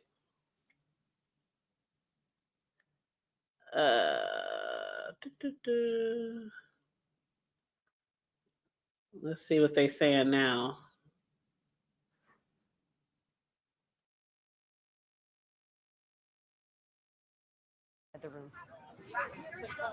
It was a surreal moment to be even in the overflow room and watching what was happening inside the actual courtroom. The attorneys for Sean Diddy Combs were huddled around him. They were standing, he was seated. They put their hands on his shoulders. A couple of the attorneys, they clasped their arms around one another. His head was bowed. There was a lot of conversation. There was agitated conversation from one attorney and exaggerated. We didn't know at that moment what was going on, but apparently the attorneys knew that there was a partial verdict that had been suggested by the jury. And it was a moment that was almost breathtaking in that his mother was behind him prior to more information coming out, perhaps. She was leaning back with her arm over the chair that she was on. And then a moment changed and she sat up more straight in her chair and looking. She had on sunglasses, so you couldn't see what was in her eyes. But you could get a sense that this was a mood that was uncomfortable for Sean Combs. It was a mood that says they were uncomfortable for his attorneys. They don't know what it is unless they know something more than we know right now. But the word is that we would hear the verdict. If it's going to be determined that they will read the verdict, it would be read in the open courtroom. But it was a very uncomfortable, unsettling moment to watch this man who had risen to such extraordinary heights in his career, in his business, in the world, in terms of popularity, to see him so humbled, if you will, with others standing around him, trying to comfort him. And again, not knowing why. We don't know what the verdict is. We only know that there's a partial verdict. And knowing that there's a partial verdict, Alicia, has created a tension and anxiety in that room, that even though I wasn't in that room watching what was happening, it was palpable. Rahim Alice, I'm going to ask you to stay with us as we keep all eyes and ears on that courtroom. But for now, let's bring in former Criminal Division Deputy Chief at SDNY, MSNBC legal analyst Christy Greenberg. She spent hours in the courtroom witnessing testimony in this case. A few questions for you, Christy. One, walk us through these counts and remind us of the bar that had to be cleared in order to prove the racketeering conspiracy. So the one count that they are stuck on is the racketeering conspiracy count. That's count one. And for that count, the prosecutors need to show that there was a criminal enterprise here. And what that means is that there was a group, there was an organization of people working together with common criminal purpose and a common course of criminal conduct. And they have to prove two different offenses for racketeering activity. Now, by two, meaning two acts. So, for example, one of those is drug distribution. If they can show that Combs and other co-conspirators distributed drugs twice, that would count towards the racketeering conspiracy. You could check that box.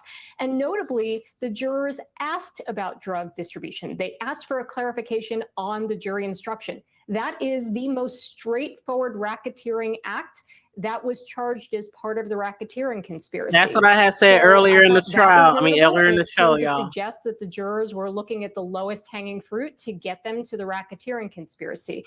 But what's also notable for the racketeering conspiracy is that the jurors came back and said, look, we're deadlocked here because there are certain jurors that cannot be persuaded. That follows on another jury note that we got yesterday, where there was a problem with one juror in particular, where they said, after less than 2 hours of deliberating, there's one guy who cannot be moved and he's not following the judge's instructions. So it seems like maybe that's where the tension is on that racketeering conspiracy. As to the other counts, 2 counts of sex trafficking, of both one for Cassie Ventura and one for a Jane Doe, and then 2 counts of transportation for prostitution, again for Cassie Ventura, one for Jane Doe.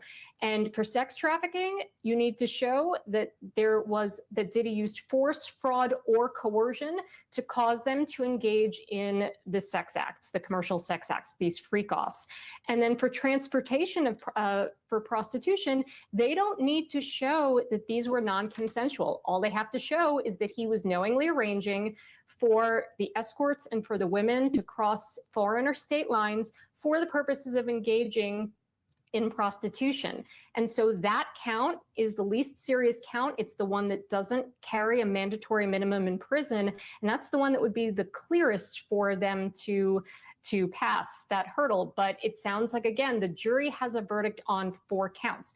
Generally speaking, they have been deliberating for 2 days. The jury requested information that was very specific with respect to incidents where the prosecutors alleged force and coercion were used with respect to Cassie. As a former prosecutor, I can tell you, listening to what they requested in the transcripts, that is a good sign for the prosecutors. They were focused on exactly what the prosecutors want them to focus on in those transcripts.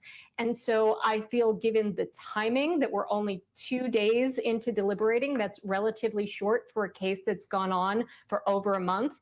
Given the time of deliberation being relatively quick and the fact that they were asking about the right things, I feel pretty confident that that there is a likely conviction on the sex trafficking counts and the transportation for prostitution counts, at least as to Cassie Ventura. The fact that they didn't ask anything about Jane suggests, hard to say, but again, given the quick timing, that you're likely to see convictions there as well. So again, we'll wait and see, but it sounds like from reports of what is going on inside the courtroom that the defense attorney have a very similar take, because it sounded like Combs's head was hanging. It sounded like he was, very emotional, that his attorneys were hugging and were kind of surrounding him. They clearly think this is bad news as well. Dismal polling, multiple warnings of an electoral wipeout, and a primary threat from the world's richest man. Well, none of that deterred Senate Republicans from passing Donald Trump's.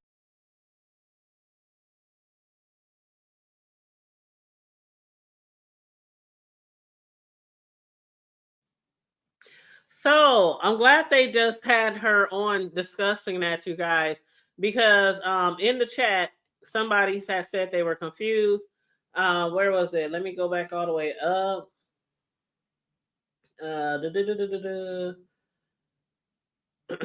Okay, excuse me. Okay, so it was So Bomb and said, so if they are deadlocked on the first count, and then So said, so even if they are deadlocked on the first count, they can still go with the other counts. Yep.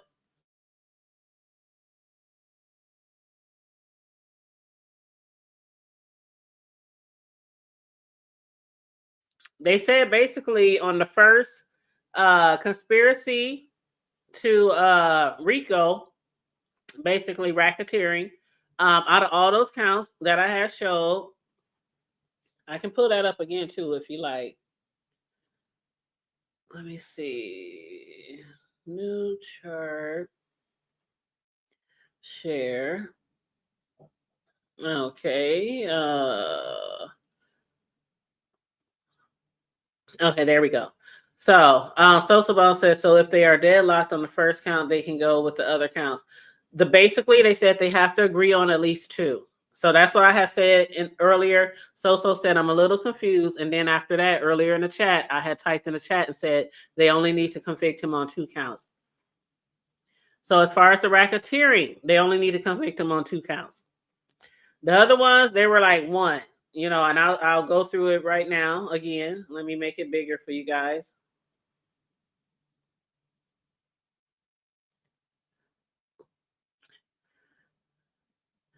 I think I accidentally must have typed something here. This is supposed to be count 1. Okay. So again, this is count 1. How do you find a defendant not guilty or guilty, racketeering, conspiracy? If and only if you find a defendant guilty of count 1, which of the racketeering acts do you I don't know why this got typos on here. I can't even talk. Unanimously. Unanimously. It's just certain words that fuck with me, y'all. Unanimously fine were involved in the offense. So they have to say if it was proved or not proved. Kidnapping, arson, bribery, involving witness tampering. I think I must have been like on my keys or something, you guys, because when I first showed you this, it wasn't like these typos in here. So I must have been sitting on some keys or something. But acts involving witness tampering, forced labor, sex trafficking, transportation of purposes of prostitution, involves distributing of drugs. Yeah, this should be distributing.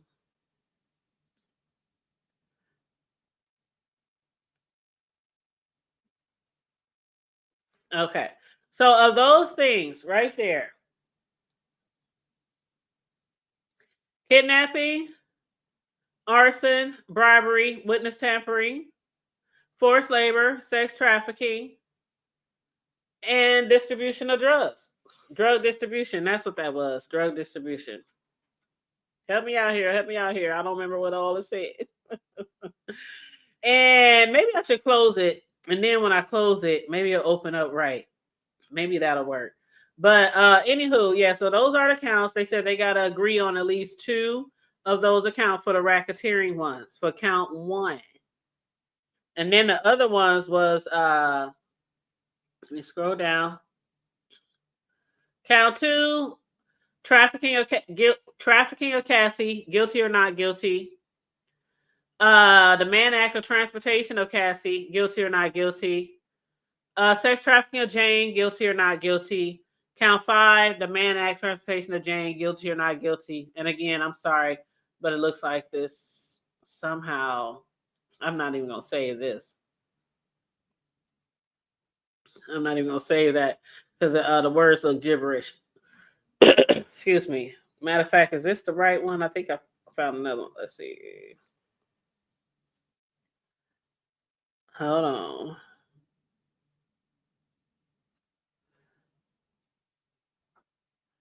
Okay, I found one that doesn't have all the typos on it.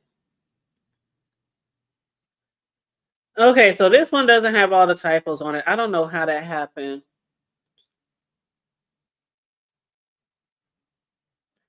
Okay, so let me make it big for you again.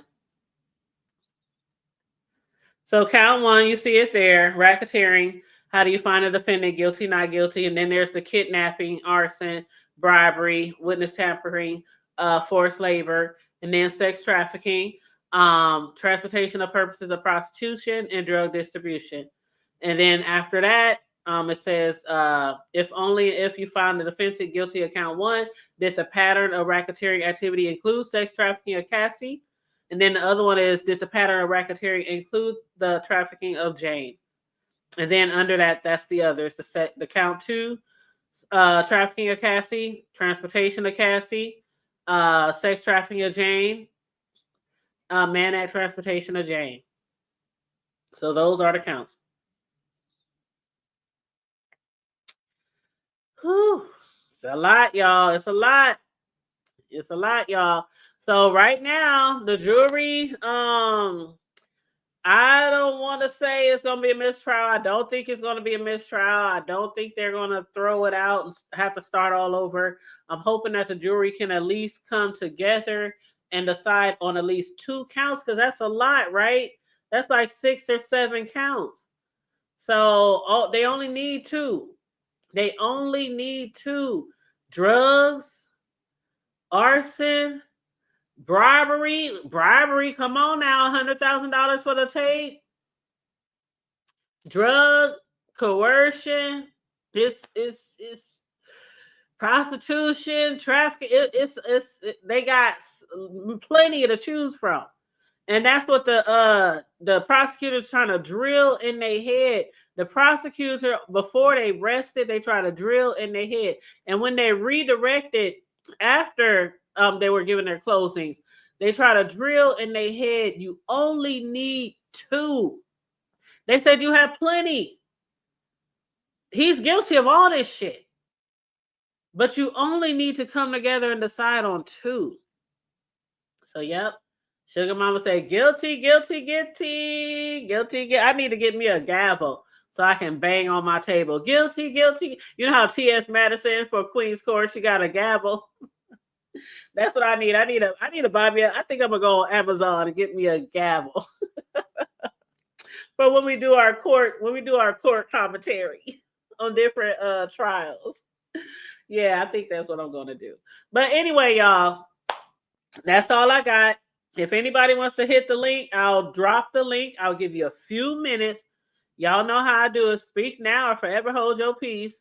I'll drop the link. If anybody wants to jump up here and discuss the trial or anything that you heard or saw, or they did say Diddy was really emotional. Somebody in the chat said they heard Diddy was crying. They said he was really emotional. His lawyers, they was putting their heads together and they was all around a laptop looking at shit, and things seemed like it was really, really stressful at times. I mean, the man he's facing a lot of time. A lot of time.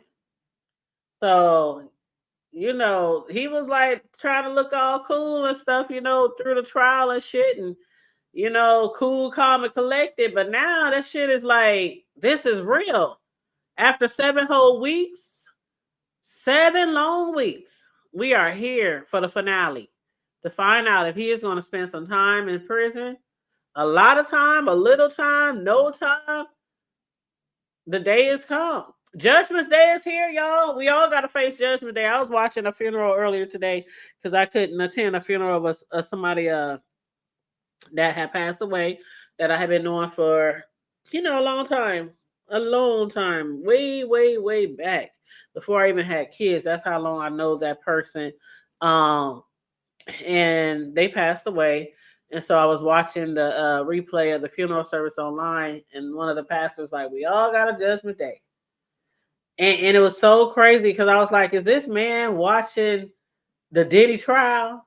Because I swear, just the stuff that he was saying, he was like, when you go up there and you go meet God, there's gonna be God, there's gonna be Jesus, and one person is the judge and one person is the prosecutor. And when you go up there for Judgment Day, they gonna lay out everything you did bad. Like with Diddy, they gonna lay out everything you did bad, and then you gonna have the defense over here talking about, but give him grace, da da da da da.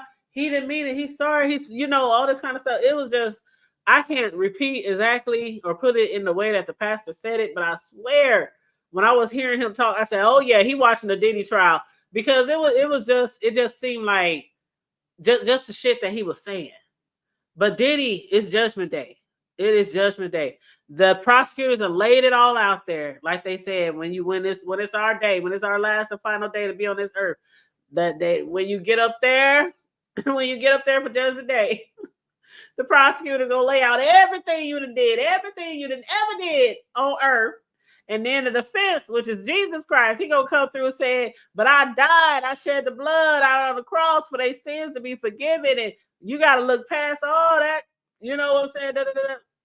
But yeah, the way the preacher was talking at this funeral today, I was like, Lord, I want to throw my hands up, because I was watching it while I was working. I was like, child, about to have me throw my hands up and have church up in my office.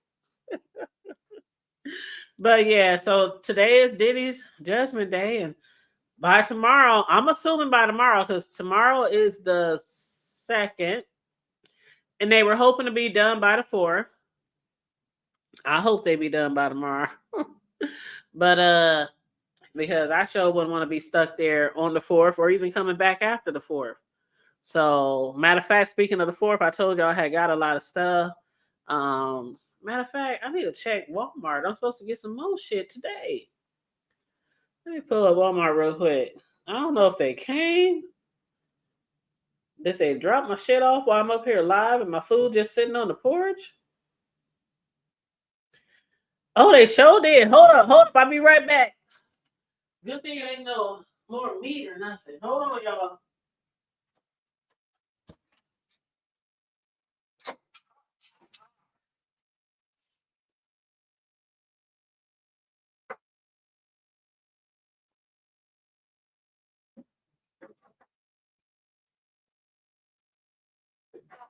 Oh, it's heavy. Oh. Woo. All right. Make sure ain't nothing need to go in the fridge. Okay.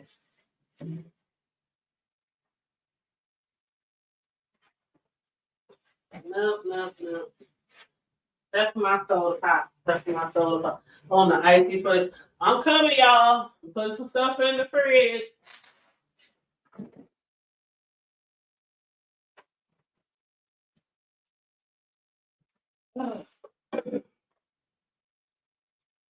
Okay. My bad. Some just told me to check the Walmart website. I'm like, hold on, my shit should have been here by now. But yes, I got stuff everywhere. I got 2 refrigerators in my kitchen. I have a really big kitchen. Some of y'all who seen me live in my kitchen before, y'all know I got a really big kitchen. So I got both refrigerators full. And I got like all kind of shit sitting on tables for my mac and cheese, for my baked beans, different things I'm going to be making for the holiday. I got 3 big ass bags of charcoal, like meat deep, liquor, and everything else you need for a barbecue. Okay, but yeah. So anyway, I hope they don't have to be there through the 4th or after the 4th, because some people don't celebrate the 4th, but some people do. And fuck it, it's a holiday. Even if you don't celebrate it, some people get off, and if they don't celebrate, they still do whatever the fuck they want to do. Travel, stay home, staycation, just relax around the house, and it's been 7 weeks. 7 long ass weeks. So, anywho, as soon as unless I'm working, y'all know if I'm working, if I'm on the clock, I can't come live. But if I'm not on the clock, I don't care if it's 6 a.m., 4 a.m.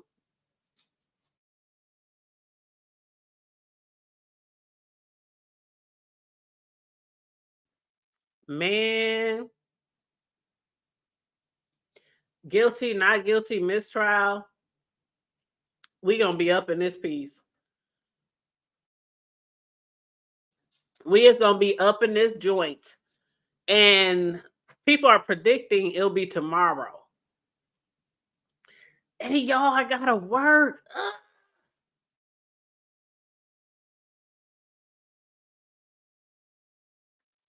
I am gonna hate if they come to a conclusion, if they finish deliberating and issue their verdict while I'm on the clock.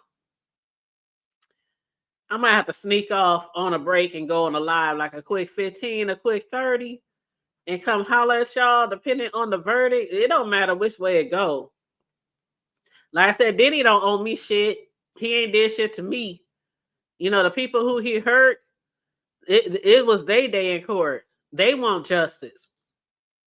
You know what I'm saying? He ain't did shit to me. So whether it's verdict, is guilty, not guilty, mistrial, whatever, some of us is always going to believe he's guilty. Some of us is always going to believe that he's not guilty, that he did nothing wrong, but live an extravagant, weird, freaky lifestyle. So it's not going to make or break us, whatever they decide. But again, it's going to set a precedence. It's going to set a precedence. All these type of cases with these big moguls, these top executives in big industries, entertainment industries, lawyers, actors, it's all kind of people that be getting caught up in this type of shit. And it always sets a precedence. That's why we had the Me Too movement. Because a lot of people getting tired of these people just using their power. Just using their power to do whatever the fuck they want. But still yet, there's a lot of people who will never come forward. They will never come forward because of fear of repercussions, embarrassment, shame, disbelief. What Cassie say on her post? Let me pull that back up here. Okay. Cassie said on her post, I offer my hand to those that are still living in fear. Reach out to the people. Don't cut them off. No one should carry this weight alone. What Cassie also said right above that, thank you to everyone that has taken the time to take this matter seriously. My only ask is that everyone open your heart to believing victims the first time. It takes a lot of heart to tell the truth out of a situation that you were powerless in. Mm-hmm. Yep. Words of advice, words of encouragement. Cassie said, sometimes it takes being on the outside looking in. After she was broke up with Diddy, after she finally got the courage, the strength to leave, then that tape comes out and she saw how bad he fucked her up. Like she experienced it for 10 years.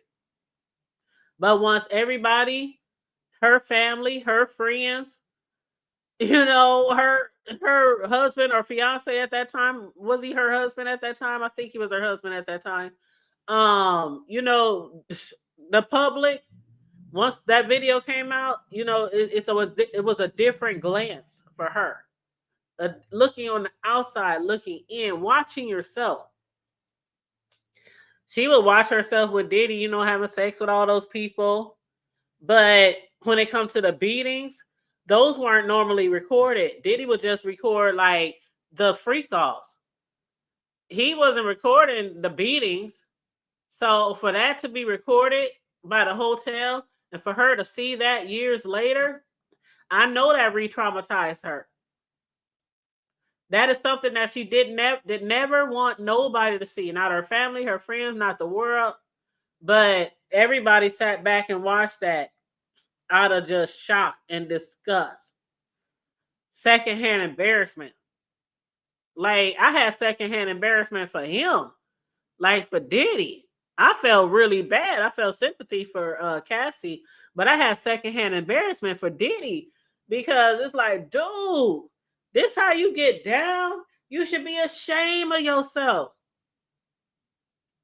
You should be ashamed of yourself. And you know what? They talking about Diddy's up there emotional and shit.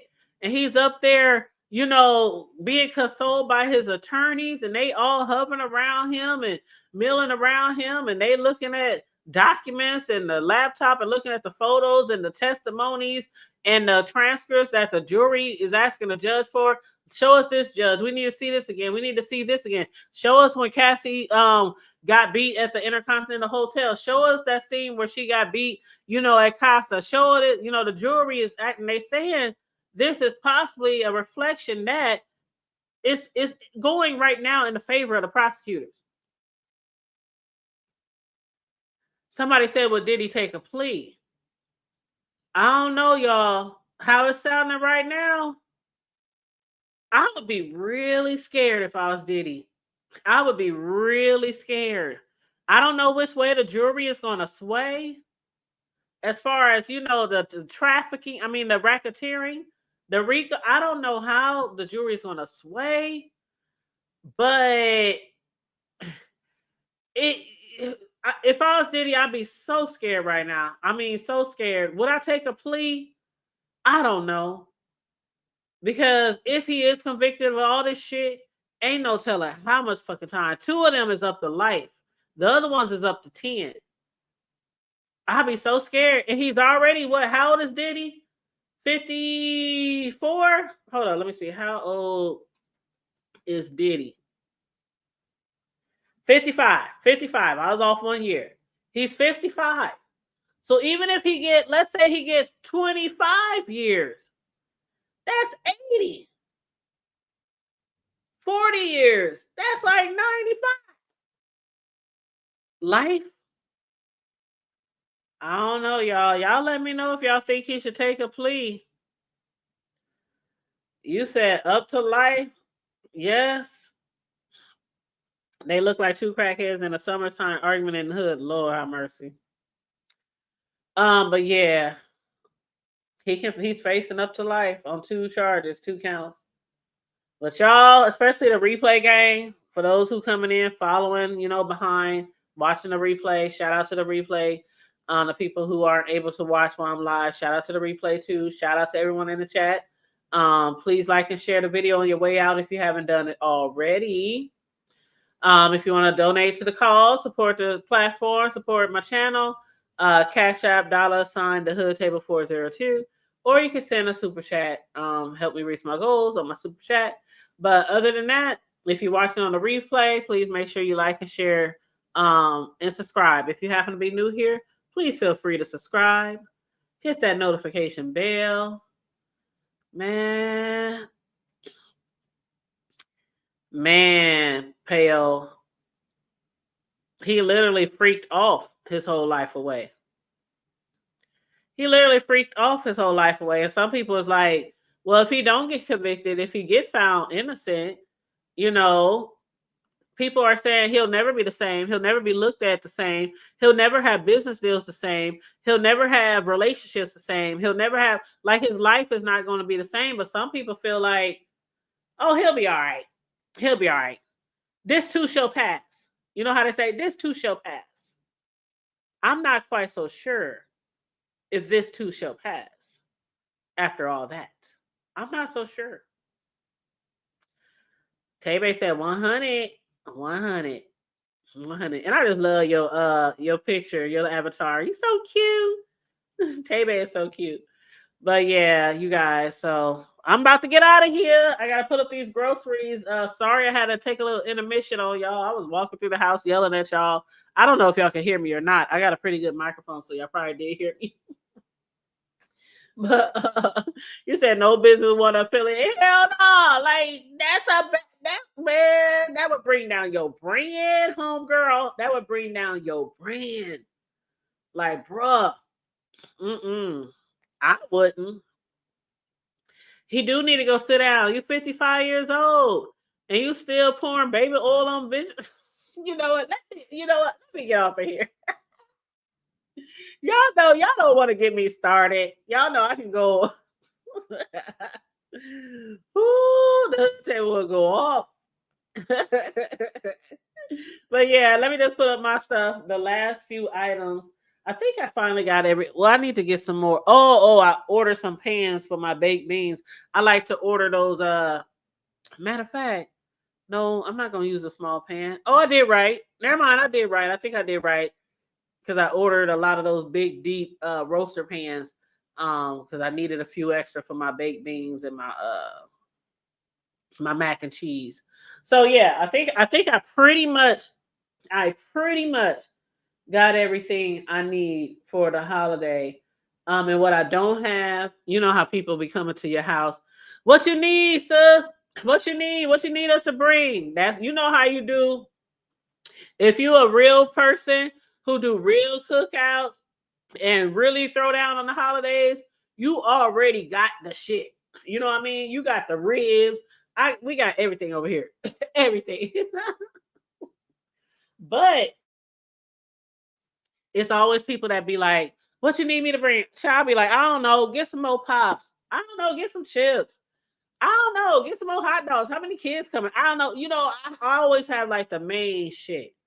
I always have the main shit. And when I say every time I cook out for years, it's always the same. I be having so much shit. People like, damn, T, you threw down. I always make sure it's enough shit just in case some unexpected people pop by. Sometimes my sons and their friends pop up with them, their friends' girlfriends, their friends' kids, you know, family members, friends and kids. So I always have enough food. I got so much shit. 2 refrigerators full of shit. But you know, when people ask, oh, I said I ain't gonna tell you not to bring nothing. Shit, you ask me what should you bring? I don't know, bring a pack of chicken. I mean, shit, you know, if it's too much food left over, what do? We take it home. And I made sure I bought extra aluminum foil so people have aluminum foil. I got a whole bunch of grocery sacks, you know, the grocery bags, put plates in. So, you know, if it's too much food, take plates home. Shit, eat the shit the next day. Take it to lunch. Take it to work the next day, whatever. But you say he been a slipper. No, Tebe, remember when we was reading the script and one of the who was that? Was it the drug dealer?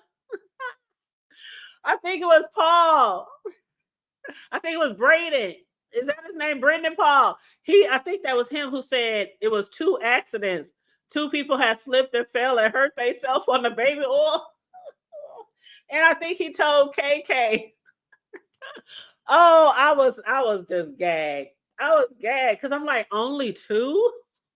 Only 2?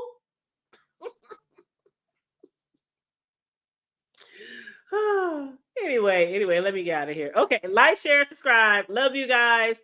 I probably won't be back until the verdict. If y'all, man, you know what? Those of you who follow me on IG, Y'all better send me a message. Y'all better hit me in my DMs. I ain't even playing with y'all jokers. I ain't even playing with y'all jokers. If y'all hear Diddy want to plea, if y'all hear the verdict is in, somebody better hit me because I might not see it. I might be watching something or, laying around the house doing something. I've been like, how most of us keep our houses clean at all times. But when you're about to have a big shindig, I've been going around, I've been wiping down walls, doing my cupboards, making sure they clean, how you do this, making it extra, when you're about to have a lot of people over, company over, But that's one thing I don't have to do all the time is clean up because it's just me and my son, and we don't mess up like that. So the most we always got to clean around here is, of course, the dishes. We wash our own clothes. Sometimes I might be like, do you got something? Because my load too small. You got something? He'll ask me, Mom, you got something you want to throw in here? But other than that, dusting the floors because I got wood floors or that, that one wood, the shit they stick together. Keeping the floors clean. But we don't have little kids around here. We're not messy, so we don't have a lot to clean up when we do clean up, So and I like that. I like that shit. No matter what time of the day, if anybody pop over in this bitch, they ain't gonna see shit all over the place. A mess, filth, nope. That ain't how my mama raised me. Sure. That ain't how my mama raised me. But yeah, but still when you about to have something, you just, go a little extra beyond, make sure. Let me make sure all the mirrors clean. Let me make sure, just little shit like that. But anyway, I'm gonna get out of here. If I don't see some of y'all before the 4th, I hope you have a wonderful holiday weekend. If you don't celebrate, I hope you enjoy your weekend. I'll just say that. If you do play around with fireworks, be careful. Watch them kids. Don't leave them kids alone with fireworks. Stay right there. Monitor them so they don't blow their little fingers off or anything worse. What else? Oh yeah, Sunday. I want to make sure y'all know. Remember, I'll be over at Big Rigs. I don't know if I'll go live any other time besides to do like a BMF TV show review. Probably Saturday or probably I'll probably do BMF. Nah, I'll probably do a Sunday afternoon because Saturday I know I'm gonna be recuperating from kicking it because when we kick it, we kick it. Excuse me. So Saturday I probably won't be doing nothing but cleaning up the house after the shindig and probably relaxing all day. So I probably won't see y'all again until Sunday night over on Big Riz. It's his turn to be on on his channel for our weekly From the Block to the Hood table show. So other than that, BMF review probably Sunday afternoon. Verdict. We're on Verdict Watch. It's about to be day 3. Like I said, if y'all follow me on IG, the Hood Table on IG, TikTok, Snapchats, Facebook, the Hood Table everywhere. Okay, so send me a message. Hood Table, did you hear the verdicts in? Just okay. I mean, I know it's gonna get to me, but I'm just saying, I'm really anxious. To see what the verdict, to hear what the verdict is going to be. So feel free to hit a girl up. All right. Okay. Other than that, as we always say, stay safe, be blessed, remain vigilant at all times, and always remember to keep it